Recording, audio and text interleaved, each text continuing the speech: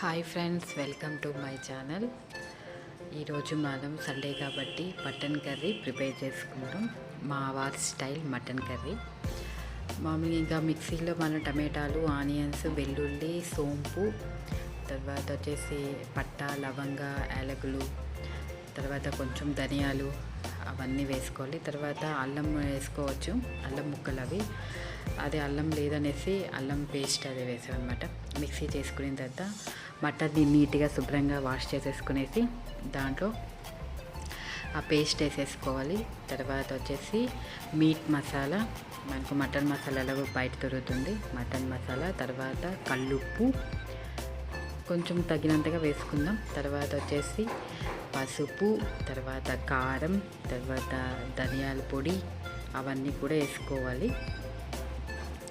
తర్వాత టమాటా ముక్కలు కూడా మళ్ళీ పేస్ట్ చేసుకున్న తర్వాత కొంచెం అయినా కూడా టమాటా ముక్కలు మనం వేసుకోవచ్చు అనమాట. తర్వాత ఇవి వచ్చేసి డబుల్ బీన్స్ అని మార్కెట్లో మనకు అమ్ముతుంటారు. అవి నానబెట్టేసి వేయాలి. మేము ఆ రోజు మర్చిపోయాం అనమాట, చెప్పాను కదండి. టమాటా ముక్కలు కూడా వేసుకోవాలి. తర్వాత బాగా కలుపుకొనేసి తర్వాత వాటర్ పోసుకొని మనం కుక్కర్ విజిల్ పెట్టేసుకోవాలి. ఇంకేంటంటే విశేషాలు అవన్నీ కూడా నాకు కామెంట్ సెక్షన్లో చెప్పండి. నా ఛానల్ని ఎవరైనా కొత్తగా చూస్తుంటే ప్లీజ్ సబ్స్క్రైబ్ చేయండి, ఎంకరేజింగ్ మీ. సరేనా? మర్చిపోవద్దు. వీడియో చూసిన అయిపోయిన తర్వాత మాత్రం సబ్స్క్రైబ్ చేయండి ప్లీజ్.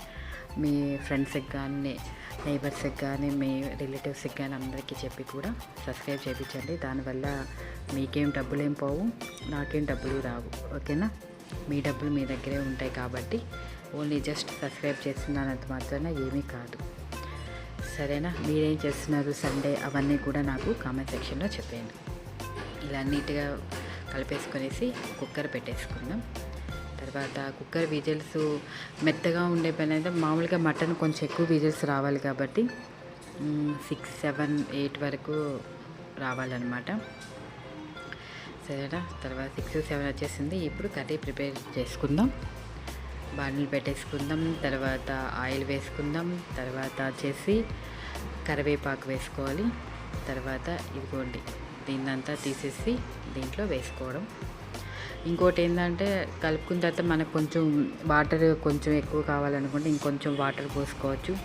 తర్వాత అల్లం అది వెల్లుల్లి ఉంటుంది కదా, వెల్లుల్లి అవి కొంచెం చెక్క అట్లాగా కొంచెం దంచేసుకునేసి తర్వాత కొంచెం సాల్ట్ ఏమన్నా తక్కువైతే కూడా యాడ్ చేసేసుకోవడం.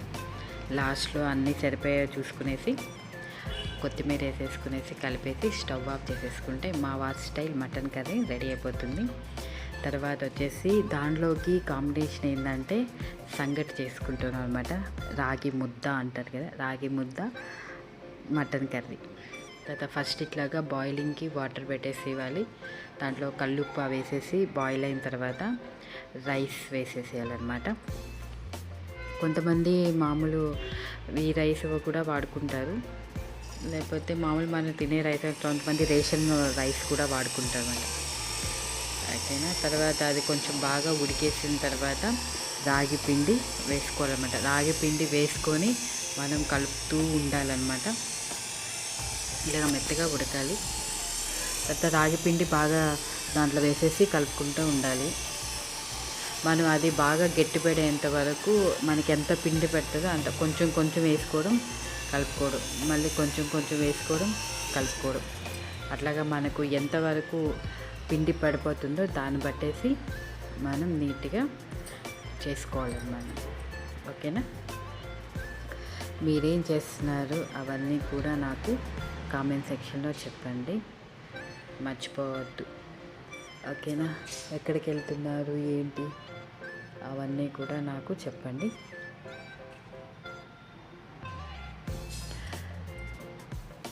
ఈ సండే ఒకరోజే కొంచెం సండే, మళ్ళీ మండే నుంచి ఫుల్ బిజీగా ఉంటుంది. అంతేగా అందరికీ అలాగే ఉంటుంది. ఇలాగ బాగా కలుపుకోవాలండి. బాగా గట్టిపడాలి ఆ పిండి, అందుకనేసి మనకు కొంత ఎక్కువ పడుతుంది, అందుకని కలుపుకుంటూ ఉండాలి. అదొకటి చూసుకుంటా ఉండండి. అది అయిపోయింది. ఓకేనా? Thank you for watching. Take care. Good night. Bye.